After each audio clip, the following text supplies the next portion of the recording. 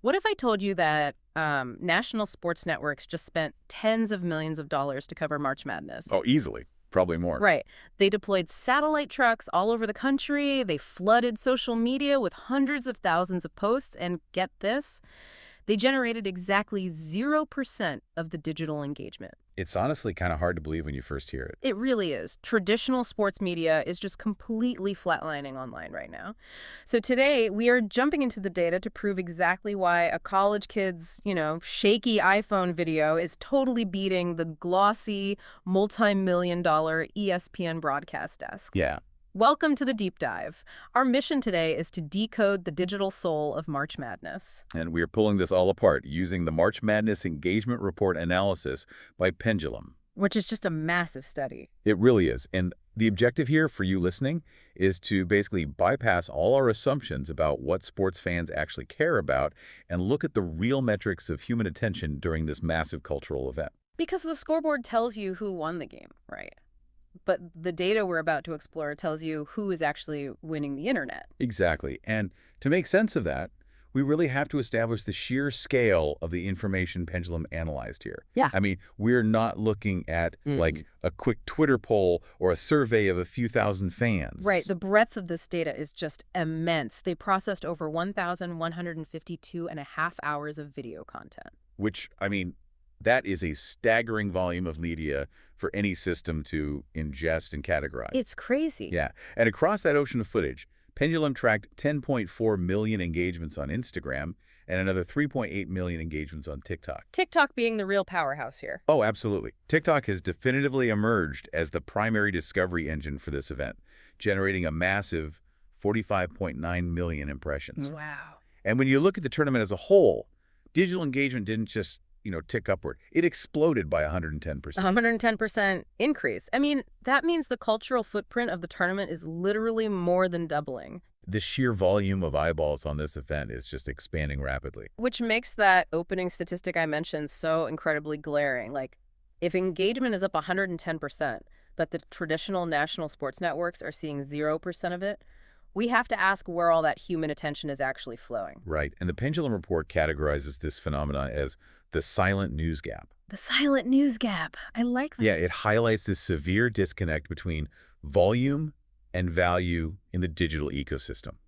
So traditional news coverage, the national networks and standard sports anchors delivering analytics, injury reports, box scores, they account for 78% of all tournament mentions online. Wait, 78%? Yep, 78%. So they are responsible for over 340,000 posts, like 340.4 thousand to be exact. They are completely flooding the zone. They're functionally dominating the space through sheer output alone. They own the volume, absolutely. Right. But that mountain of traditional news content drives a statistical flatline of 0% in track engagement. That is just, it's brutal. It really is. The national news feeds are highly factual, they're analytically dense, but in a digital space governed by algorithms that prioritize watch time and shares, those feeds just function as a dead zone. Users just scroll right past them. Exactly. Nobody is commenting, nobody is sharing, nobody is remixing that content. It makes me think of it's like a brilliant college professor standing in the middle of a rowdy frat party reading a statistics textbook through a megaphone. That's a perfect analogy. Right, because the professor is undeniably making the most noise in the room. They have 78% of the acoustic volume, but nobody at the party is actually listening because the delivery mechanism provides absolutely no value to the emotional vibe of the room. And the algorithm knows it. Yeah.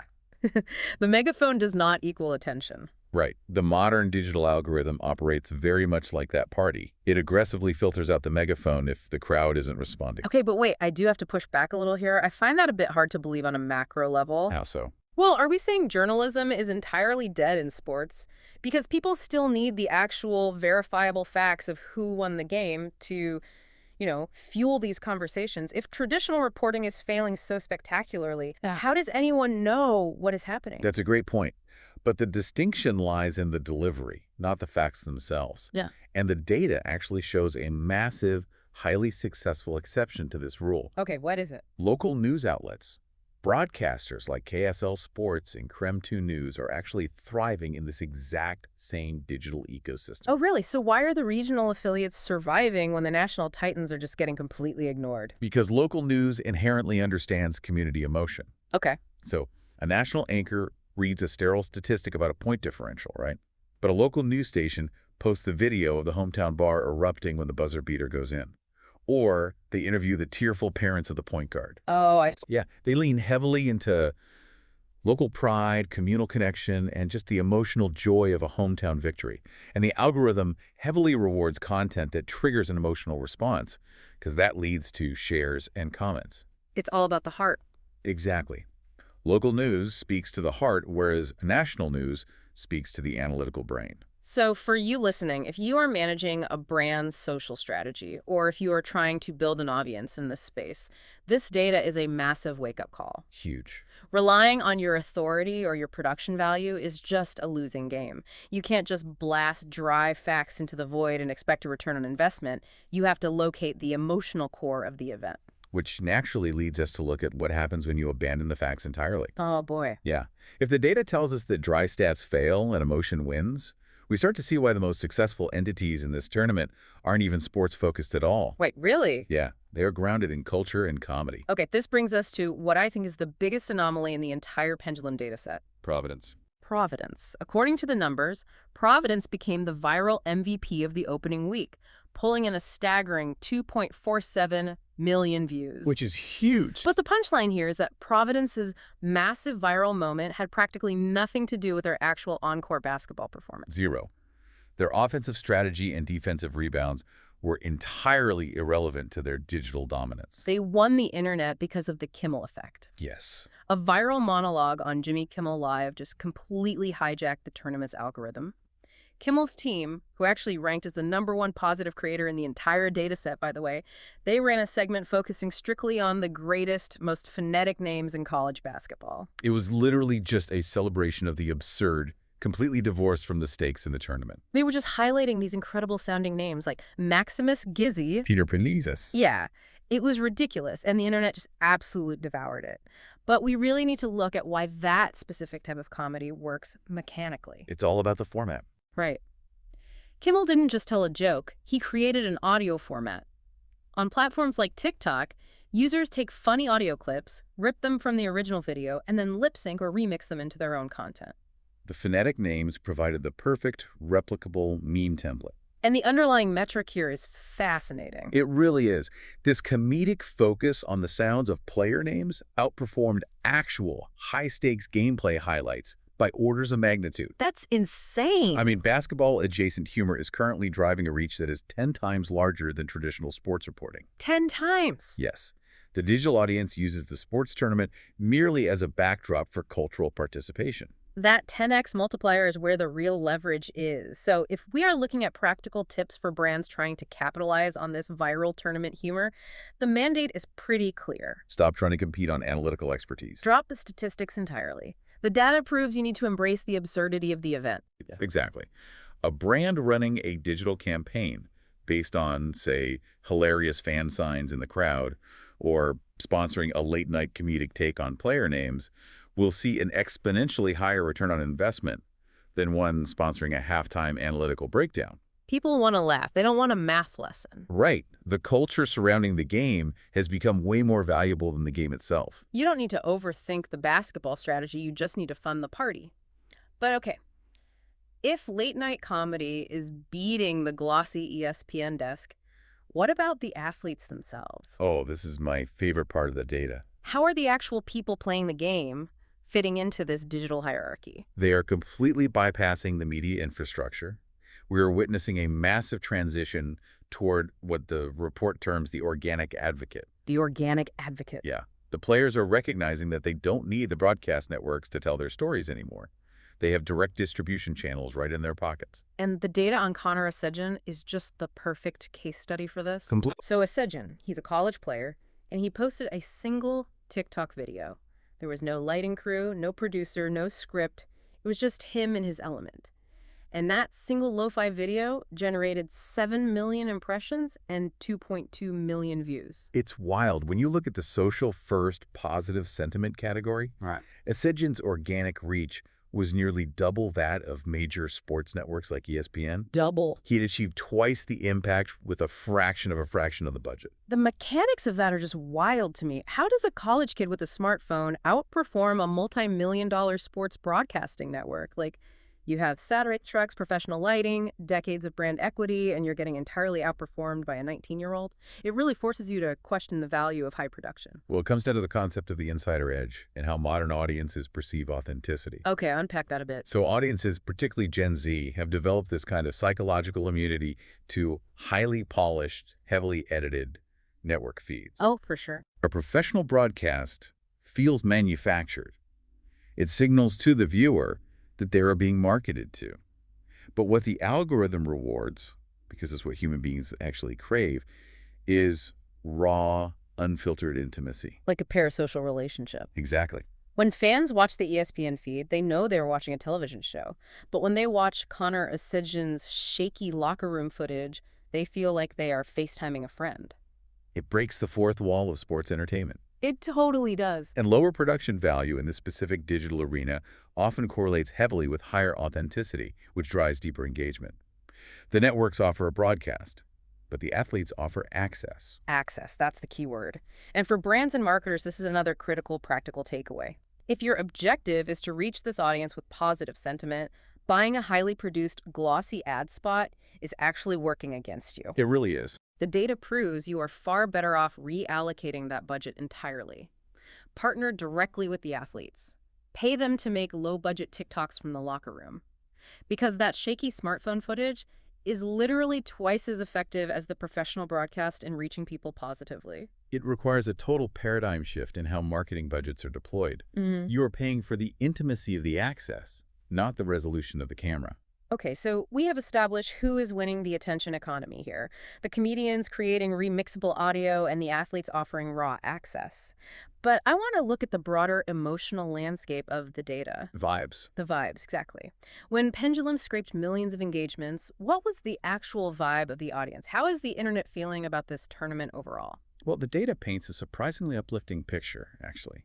Positive engagement is absolutely dominating the digital conversation, outpacing negative sentiment by a ratio of nearly 6-to-1. 6-to-1 is massive, especially for the internet, which usually just defaults to outrage. Right. There are 5.9 million total positive engagements tracked in the report, making up a full 32% of the entire data set. The audience is online primarily to celebrate. And the data highlights what they call the state school surge as a major driver of this positivity, right? Yes, the underdog narrative is completely dominating the conversation. Schools like NC State and Michigan State generated over 208,000 views, specifically across Cinderella-themed keywords. The internet loves a Cinderella story. They really do. But I am genuinely curious about how Pendulum actually measures something as abstract as an underdog narrative across over 1,000 hours of video. Oh, this is where the methodology of the report gets highly technical and deeply fascinating. Lay it on me. Pendulum utilized AI-detected on-screen text, which is known as OCR, or optical character recognition. Wait, how does an AI use OCR to read the emotional tone of a basketball broadcast? Okay, so the AI is essentially watching the video frame by frame, scanning the pixels to identify and read the text that the networks place on the screen. You know, the chyrons at the bottom, the floating graphics, the lower thirds. Right, the ticker tape stuff. Exactly. Yeah. The OCR technology aggregates every single word flashed on the screen during those 1,152 hours of footage. That's so cool. And what it found was that during games featuring underdog teams like Alabama and McNeese, the networks were heavily projecting terms like miracle and hero onto the screen. Oh, wow. So the broadcasters aren't just showing a basketball game. They are explicitly telling a mythological story. Yes. They are using their graphics packages to frame a standard athletic competition as a human miracle, and the AI is catching that framing. Exactly. The networks understand that while a basketball game is governed by physics and rules, a miracle is a deeply human experience. By leaning heavily into that specific vocabulary on screen, they shape the digital conversation. And those 5.9 million positive engagements prove that this mythological framing is highly effective at driving shares and likes. Highly effective. But, okay, if the internet is so wildly positive and the positive sentiment is beating the negative sentiment 6 to 1, we do have to look at the friction. Yeah, the other side of it. Where is the negative sentiment actually coming from? Who represents that tiny fraction of negativity in the data? The report reveals that the negativity, which hovers around 5% of the total engagement, is almost entirely comprised of pure, concentrated digital grumbling from the sports betting community. The bettors who lost their parlays. Precisely. When heavy favorites fail to cover the point spread or an underdog pulls off a last-second upset that ruins a bet, the betting community just takes to social media to vent their financial frustrations. Ah, that creates a really interesting algorithmic dynamic, doesn't it? How do you mean? Well, the algorithm does not inherently know the difference between a fan joyously celebrating an NC State victory and a bettor furiously typing out a 100-word rant because they just lost $50. That's true. Yeah. It just sees high-velocity engagement. Right, so that 5% negativity probably punches way above its weight class in the comment sections because anger is such a high-friction emotion. It creates very dense pockets of engagement, but it is highly toxic. It has absolutely nothing to do with the spirit of the game or the athletes. It is entirely tethered to personal financial loss. Which provides our final practical tip for brands and content creators analyzing this data. Your framing is everything. Yep. You want to heavily align your content with those miracle and hero keywords the AI identified. Feed the celebratory hype of that 32% positive engagement. Lift up the human interest stories of the underdogs. And you must deliberately avoid tapping into the high-stress negative sentiment of the betting outcomes. Exactly. Audiences want to engage with a 19-year-old kid pulling off a miracle shot. They will actively avoid a brand that wades into the toxicity of lost wagers. Recognizing the mood of the room is the strategic bottom line here. The entities that succeeded in this dataset simply identified the celebratory, absurd nature of the digital audience and fed that exact hype. You know, when you synthesize all of this data, it really dismantles everything we thought we knew about sports media. The digital footprint of March Madness proves that audiences want vibes, not brackets. Absolutely. We started this deep dive talking about the absolute precision of a basketball game, the ticking clock, the binary nature of the scoreboard, the clean separation of winners and losers. The physical reality of the sport. With the digital reality, built on 45.9 million TikTok impressions and over 1,000 hours of scraped video, tells a completely different story. It really does. It shows us that humor, specifically the remixable absurdity of phonetic names, combined with the low-budget authenticity of players acting as organic advocates, completely obliterates traditional box score reporting. The highly paid anchor with the megaphone is losing the attention war to a college kid with an iPhone and a late-night comedian making audio memes. The data dictates that the rigid broadcast model is obsolete in the social ecosystem. Applying this knowledge means abandoning the stat sheet. Brands have a clear directive.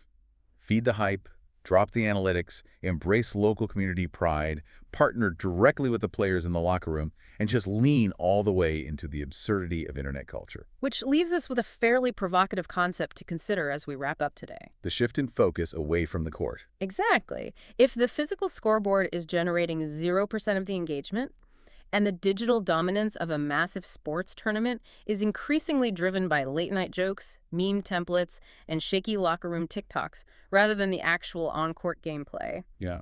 Are we rapidly approaching a future where live sports simply become the background music for internet culture?